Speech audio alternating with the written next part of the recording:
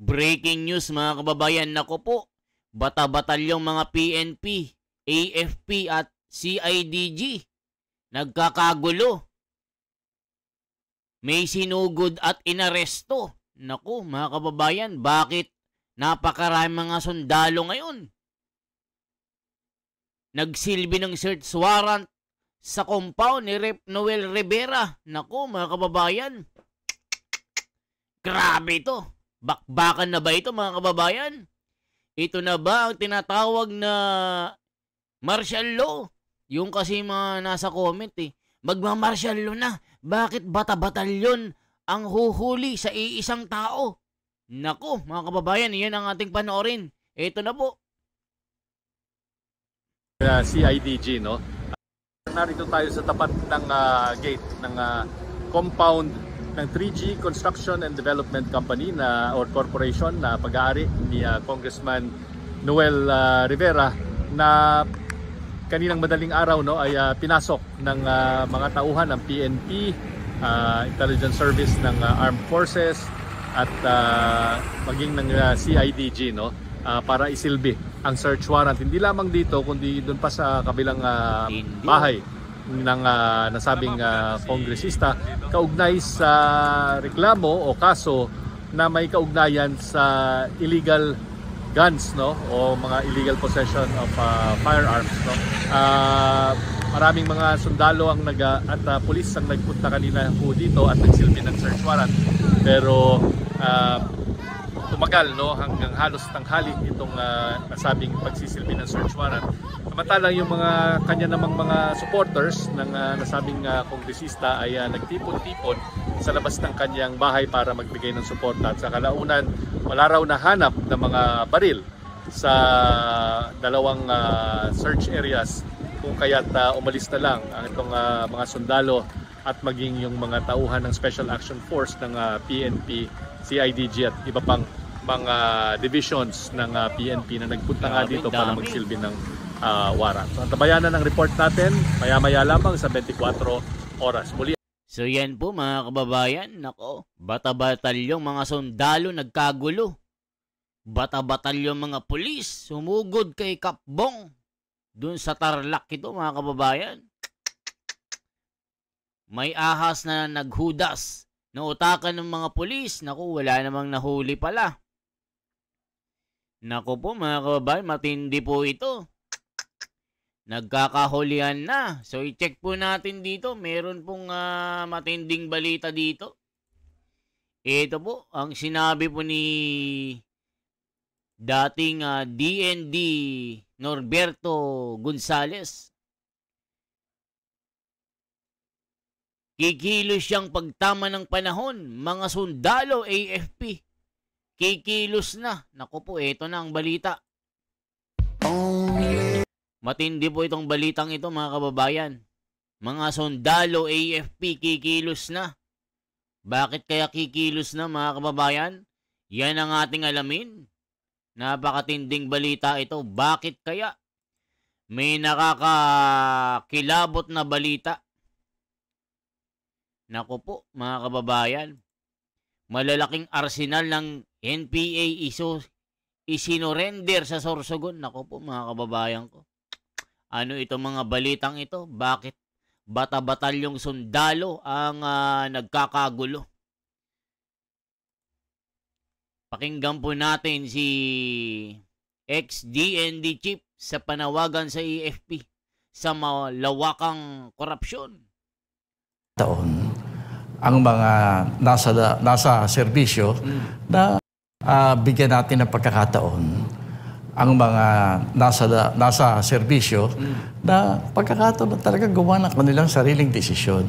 Total, sabi ko nga kanina, nakikita naman nila kung ano talaga nangyayari. Meron silang pagkakataon, meron silang mga facilities, meron silang mga programa na talagang makikita nila kung ano ang nangyayari. Kaya kung yung mga nagtutulak na kumilos ang ating armed forces, I think kikilos yan pag tama ang panahon at tama ang sitwasyon.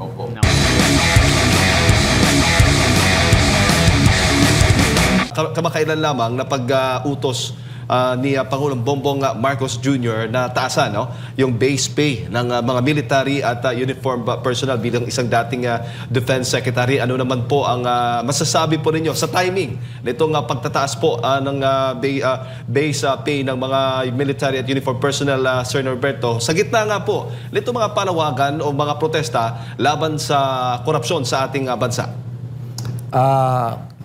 Hindi ko alam kasi yun tama ka doon tungkol sa baka mali yung timing.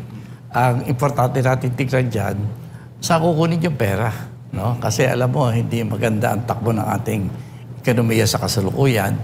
At ako naniniwala na ang armed forces, yung mga ating mga soldiers, ay sasama ang loob nila kapag nasabi ng ating mga kababayan na kasama sila sa sisira ng ating ekonomiya. No? Hindi maganda yan. Sa ngayon kasi, tingnan natin kung saan kukunin yung pera. Pero sa tingin po ninyo, Sir Norberto, sapat na ho ba itong kompensasyon bilang isang dating secretary din ng defense, yung kompensasyon ng mga sundalo at mga pulis upang matugunan po ang kanilang mga pangangailangan? Alam mo, talaga naman laging kulang, no? Ang dapat tanggapin ng ating, hindi lang ang ating mga sundalo at ating mga kapulisan, no? Yung buong bureaucracy natin, kung titingnan natin, kaya medyo kulang pa ang kanilang tinatanggap para masolusyonan yung kanilang mga daily problems sa pagkain. Lalo na ngayon, dami nakakasakit. Kaya importante talaga kung sana ma-increase natin. Pero pagandahin muna natin ng konting ating ekonomiya. Naniniwala ako sa mga public servants natin na medyo kahit na nagtitiis na yan, pwede magtiis pa ng konti para kung makikita natin na ang gobyerno natin talaga nag-aayos ng ating ekonomiya. Opo. Sa tingin po ninyo, yung performance, yung moral ng AFP at pati na yung mga pulis natin ngayon ay naapektuhan din kahit papaano dahil dito sa mga issue po ng korupsyon na nangyayari po sa ating bansa. Lalo na yung mga kasangkot, ay yung mga matataas pa na opisyal po ng ating bansa. Alam mo, sentimiento na ng bayan yan Hindi lang yung mga kababayan natin na wala sa gobyerno. Pati, of course, yung mga nasa gobyerno, lalo na yung ating mga... Ano naman ang sinasabi ng mga kababayan natin, mga kababayan ko? Eto na. Kumakampi sa dami ng maleta na premyo. AFP, PNP, NPA, ICC, Congress. Halak. Kahit pa sila kikilos, ano yan, pelikula, kikilos pag wala nang huhulihin. Bulag ang mga AFP at kapulisan. Diba? Pag alam nila na adik, hinuhulin nila sa ordinaryo on mayayaman. Nakikinabang din ang mga yan. Iyan kaya nila ayaw mag-aklas, palagay nyo. Hindi nagagandang kinamiya dahil alam nila na magnanakaw ang adik. Nako po, mga kababayan ko, matindi mga revelasyon. Mga kapulisan, ating mga sundalo, lalo na kasi mas higit nilang nakikita kung ano nangyayari sa bayan Meron silang facilities para makita ang totoo. At kung makikita mo talaga naman, nakakawalan ng gana di ba?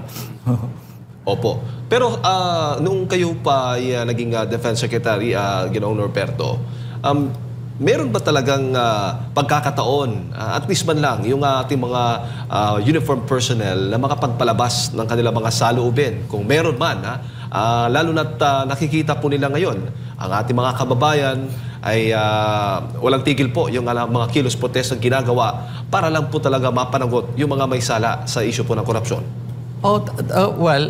Hindi natin tigil ang usap-usapan nila sa kanila, sa sarili nila. No? I mean, yung within their circle, nag-uusap-usap yan. No? Tinitingnan nila kung ano talaga ang nangyayari. At kung minsan, dahil sa utos ng mga nakakataas, pinipigilan ba na ipalabas yung mga damdamin nila? Well, bahagi ng kanilang disiplina yan.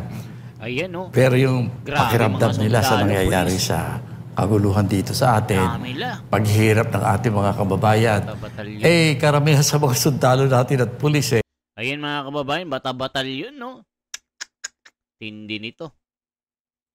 May hirap din yung mga pamilya nila Kitang-kita nila kung ano nangyayari sa bayan natin ngayon. Opo. Yung makikita natin ngayon, yung mga retired generals at iba pang mga dating mga kasundaluhan ang maingay sa pagpapahayag ng kanilang mga saloobin laban po sa issue ng korupsyon sa ating bansa, Secretary.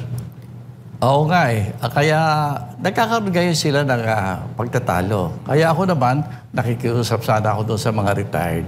No, dahil nanggaling din naman sila doon sa loob. Ako din, nandiyan nung kapanahonan ko. Pero bigyan natin ng pagkakataon ang mga nasa serbisyo na pagkakataon na talaga gawa ng kanilang sariling desisyon. Total, sabi ko nga kanina, nakikita naman nila kung ano talaga nangyayari. Meron silang pagkakataon, meron silang mga facilities, meron silang mga programa na talagang makikita nila kung ano ang nangyayari. Kaya kung yung mga nagtutulak na kumilos ang ating armed forces, I think kikilos yan pag tama ang panahon at tama ang sitwasyon. Opo. At hindi po ibig sabihin na hindi po sila nagsasalita ito mga kasundaluhan o takot sila dahil baka matulad sila nitong dati ding membro ng AFP o kasundaluhan itong si Orly Gutesa, Secretary. Alam mo yung kaso naman ng ating Marines na yan, napag-initan kasi alam mo, seryoso yung mga sinasabi niya eh. Sana kung maayos yung ating pamahalaan. Dapat siya ang pinoprotektahan, di ba? Kasi naniniwala ako sa sinasabi niya eh. Dapat yan, tingnan natin mabuti, suriin natin. Baka makatulong sa ginagawa nating investigasyon sa mga pagnanakaw na nangyayari sa bayan natin. Opo. Pero hindi po ibig sabihin ito, Secretary, na kahit nakikita natin na ginigipit at iniipit po yung mga kritiko ng administrasyon, ibig sabihin na titigil na sa pagsasalita. Ay, malamang pagdating ng tamang panahon, magsisipagsalitan lahat yan eh. Kaya nga, ang mahalaga, tinitingnan nga nating mabuti yan, ang gumagawa ng investigasyon, ang gumagawa ng mga ahensya para mag-imbestiga, galing sa gobyerno. Yung mga nanggagaling sa gobyerno na nagkakaroon ng authority over this institutions na ginagawa ngayon, sila yung itinuturo na utak ng pagdanakaw eh. Paano yan? Kung merong utos ang Pangulong Bongbong Marcos Jr. na taasan po yung base pay po ng military at uniform personnel, dito naman po sa Kamara, sinuspindi po itong si Congressman Kiko Barzaga dahil daw sa disorderly behavior, dahil doon sa mga post po niya laban po dito sa dating speaker ng Kamara at maging sa Pangulong Bongbong Marcos Jr. At pati yung wala na rin sweldo to suspendido din. Kasama po yan doon sa kanyang mga sanction na ipinataw po sa kanya ng Kamara. Ano naman po ang masasabi po ninyo, Secretary? Kung ikukumpara mo yung ginagawa ng maraming congressman sa ginagawa ni Congressman Barzaga, no comparison. Kaya ka nakakapagtaka dakit. Ang gawin nila, tulungan nila yung ating batang congressman kasi ang galing niyang magsalita, galing niyang maghatid ng mensahe sa ating mga kababayan. Tulungan nila, gawa nila ng magaling na staff para bigyan mo siya ng research team. Kaya naman ng Kongreso yan. Para yung sasabihin niya, ay hindi nila masasabing mali. No? Kasi tama yung ginagawa ng ating batang congressman eh. Ngayon, tulungan natin ng konti kasi alam mo, nangangailangan naman ng ating mga kababayan ng mga impormasyon na tama. Kung minsan, sa kabilisan, alam mo, bata pa eh. Kaya mabilis na nag-a-announce ka agad ang kanyang mga pagsusuri, tulungan quietly, bigyan mo siya ng isang magaling na research staff. So, ang ibig sabihin nito, Secretary, si Congressman Kiko Barzaga, ang itinuturing po niya isa po sa mga congressman na tumatayo dyan sa Kamara sa ngayon, laban po sa mga issues ng korupsyon sa ating bansa. Nagiging ganyan si Congressman kasi dapat ang Kongreso, as an institution, ay dapat pagsimula silang sundan yung the spirit of what our young congressman is doing. Tingnan mabuti, unawain nila at sundan nila yan. Ayan mga kababayan, si Congressman Barzaga ngayon ay nasuspindi ng Kongreso at pinatawan po ng parusa na 60 days suspension, mga kababayan. Pero sabi niya, kahit ganyan, kahit i-remove nyo ako sa Kongreso, hindi ako titigil sa ginagawa ko. I remain still. Kung ano yung mga nasimulan ko na paglaban at mga sinabi ko, hindi ko babaguhin. Sabi kasi ng Kongreso, mga kababayan, maaring matanggal sa pagka-congressman pag si Kiko ay tuloy-tuloy pa rin ang kanyang ginagawa. Hindi naman nila mapapaganon-ganon lang si Kiko, mga kababayan. So, ituloy pa natin. At ang problema, yung nagmamyaw laban po sa issue ng korupsyon, yun pa ang ginikipit. Pero yung mga sangkot po sa korupsyon, mga pangalang nababanggit po ni dating Congressman Zaldico at marami pang mga resource person ay hindi po daw. Tulad po ni dating Speaker Martin Romualdez at Congressman Sandro Marcos. Dapat bang sila ang isuspende din? Katulad ng ginawa po kay Congressman Kiko Barzaga para po sa inyo? Yan ang hihilingin ng taong bayan ngayon. Ang kanilang napili yatang strategy, strategy of silence. No? Walang kikibo. Lahat ng kikibo, babawalan. No? Ang hinihintay ng taong bayan natin, huwag silang kumibo. At kung So yan ang ginagawa nila, mga kababayan. Lahat ng mga kumakanta, pinapatahimik. Tignan nyo si Gutesa. Hanggang ngayon, hindi na makita. Sabi naman ni Alvin, breathing work. Hindi na kami naniniwala sa armed forces. Alams na kung bakit. Ang mga general binibigyan ng malaking suhol para hindi magkaklas. Lalo na si Browner, malaking tinatanggap. Nako po. May bagong suhol na Kikilos pa kaya yan? Kasama talaga sila. Natapalan ng pera ang mga yan. Kailan pa, sir? Lalo na itong mga party list, tanggalin na yan. AFP and PNP, may suhol yan. Kanya-kanyang maleta, grabe. Issue ng flood control. Nasaan ang mga protect the people and constitution? Sa panahon ngayon ni Bangag, iba na ang kanilang mandato to protect the politician thieves and most mastermind and the crooks in the house. Together, the barking dog in the Senate and Congress. Naku po. Bulok na gobyerno. Tumpak sek. Huhuhu patas po kayo. Naku po. Ayan po mga sinasabi po ng balitang ito, mga kababayan ko. Malupit. Bakit kaya nagkakaroon ng pagsugod ng mga sundalo? Sinugod at nag-issue ng warrant of arrest kaso walang nakita at walang nakitang tao. Naku po. Kasi bali-balita daw merong mga sandata na mga armas doon na illegal. Pero walang nadatnan. Matindi ito, mga kababayan ko. Kinakailangan, kung sususpendihin nila yung ating batang congressman, dapat suspendihin nila yung buong institution nila. Kasi mas malubha yung ginagawa nila na laban sa interes ng ating mga mamamayan. Opo. Lalo na ngayon, may mga pag-aaral na lumalabas sa Secretary na binansagang pork barrel kings itong si dating Speaker Martin Romualdez at Congressman Sandro Marcos at marami pang mga kongresista ang lumalabas sa mga ulat na may mga dawit mo, may mga malalaking allocations sa kanilang mga distrito na questionable di umano. Alam mo, dapat pakinggan nila. Alam mo ba, nagkaroon yata sila ng isang okasyon dyan sa Kongreso, sa House of Representatives, na umimbita sila ng isang religious leader. Ang sabi ng religious leader, tumigil na kayo. No? Tama na. Kaya ako, sana maganda, sa halip na ipagsiksikan na walang kasalanan, katulad ng ating batang Marcos, no? May siya na paubahin sa mamamayan. Sabihin niya, sige, yan ang kalakaran dati. Ngayon, babaguhin na namin. Kalakaran pangkabutihan na ng sambayan na ng ating gagawin. Sana gano'n. Pumingi man lang ng paumanin. Hindi Sabi, hindi, wala akong kasalanan. Ang problema, habang sinasabi nila na wala sila kasalanan, lalong umiinit at tumitindi yung suspicion ng mga mamamayan na talaga sila guilty. Opo. At sa tingin mo, sa gitna nga po nitong mga issues ng korupsyon ay nakatutok pa ang ating Kongreso sa paggawa ng batas. So parang distracted na po sila sa mga nangyayari ngayon. Hindi na masyadong nakatutok doon sa mga dapat gawing batas para sa pangangailangan ng ating mga kababayan dahil mismo sila ay di umano'y mga sangkot din po dito sa issue ng korupsyon.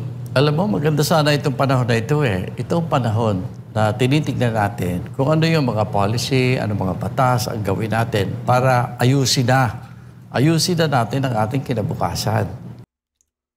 So yan mga kababayan, anong masasabi nyo dito? Nagkakagulo na, nagkakaarestohan na mga kababayan. Dahil sa mga di umano ay, diba? Ano ang sabi dito mga kababayan? Dito, ano ang sabi dito? Ulitin ka natin yung, ito po. Ulitin nga natin itong balitang ito.